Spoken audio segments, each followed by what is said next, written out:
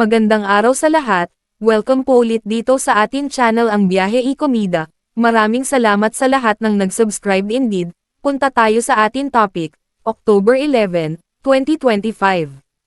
Danica Soto tungkol sa kapatid na si Vico, hindi siya naghahangad ng kapangyarihan, isa siyang tunay na lingkod bayan. Danica Soto couldn't hide her pride as she spoke about her younger brother, Pasig City Mayor Vico Soto, na inilarawan niya bilang halimbawa ng isang tunay na lingkod bayan. Sa isang panayam sa ABS-CBN News habang pinopromote ang ikalawang season ng kanyang YouTube show na House of D, sinabi ni Danica na labis niyang hinahangaan ang katapatan ng kanyang kapatid sa paglilingkod sa publiko. Sobrang proud ako kay Vico, she said. He didn't stop there. Hindi siya nasecure na parang, "Kay, nakaupo na ako." Ganyan mo malalaman na hindi niya hinahangad ang kapangyarihan.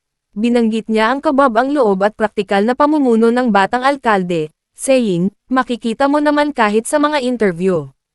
Naka-ID siya, kasi gusto niyang iparamdam na, I'm also an employee. Like you guys, and I'm here to serve."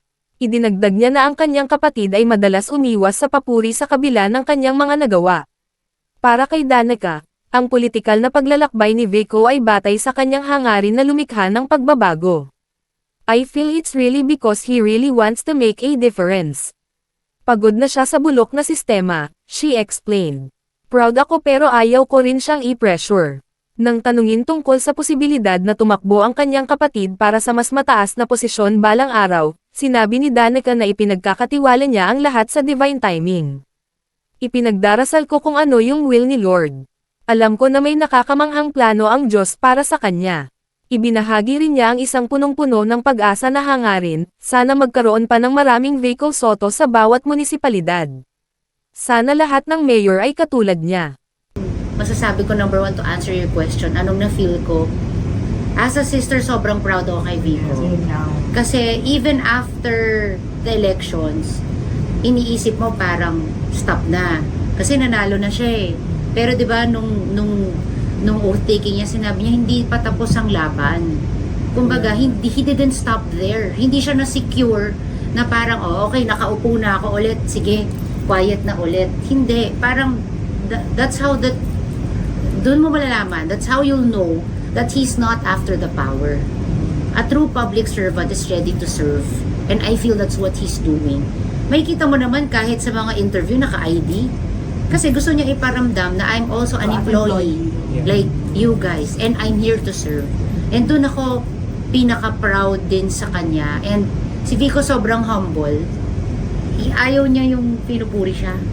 Yung gano'n, nahihiya pa nga siya kapag nape-praise siya. I'm sure he feels good, pero hindi yun yung reason bakit niya ginusto maging mayor or maging politician. And I feel it's really because he really wants to make a difference and pagod na siya sa bulok na sistema, yung parang bata na gusto na talaga ng change. Panoorin ang buong video sa Cinema Bravo YouTube channel at mag-subscribe.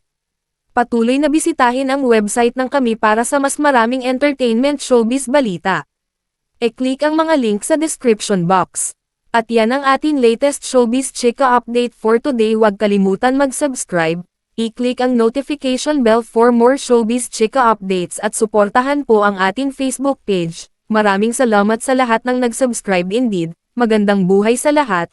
Adios. But I feel talaga, ako naman, ang nakikita ko minsan, kalimutan mo na kung anong kulay mo. Kung green ka, pink ka, yellow ka, kung anong kulay mo. Now is the time to be pro-Filipino. Parang don't prove anymore na, o tamos, tama si ganyan, tama yung sinabi niya, yung ganun-ganun. Parang it doesn't matter anymore. Kung ako sana, magsama-sama na kayong lahat.